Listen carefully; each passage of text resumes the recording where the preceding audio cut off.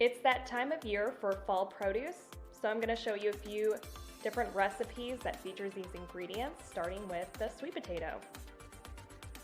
After washing my sweet potato, I'm going to trim the ends. I like to keep the skin on the sweet potato when I'm roasting it.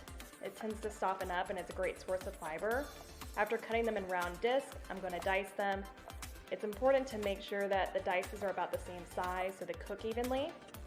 I'm going to add these to a roasting pan and drizzle with olive oil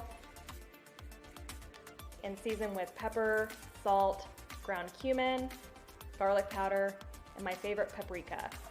After tossing these together, I'm going to put them in the oven and roast them for 25 minutes at 425.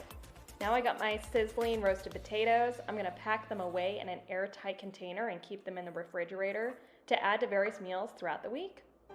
Have you ever made spaghetti out of spaghetti squash? Follow along to learn how. I'm going to divide the spaghetti squash in half, and I'm going to take the seeds and all the membranes out. Now you can save the seeds for later and roast them for a great snack. Drizzle the insides with olive oil and coat the surface and season with pepper and salt.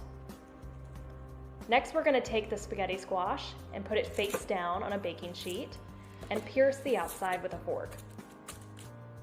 Now we're going to roast the spaghetti squash at 400 degrees Fahrenheit for about 30 to 40 minutes.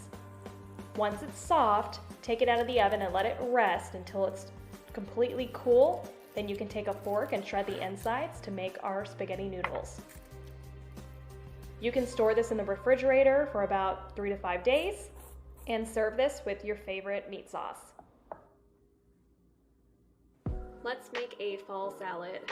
I'm using acorn squash, but you can also use delicata squash. I'm going to cut it lengthwise and take all the seeds out, slice it up, and put it on my cookie sheet. Spray it with avocado oil, salt and pepper, and then I'm going to turn them over and do the same thing on the other side and put them in the oven.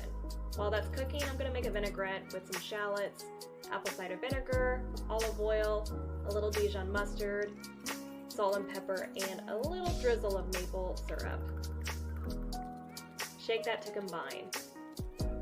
Now that I have my acorn squash ready to go, I'm going to make my salad with some lettuce greens, my acorn squash, some dried cranberries, pumpkin seeds, a little bit of goat cheese, and toss my dressing on top.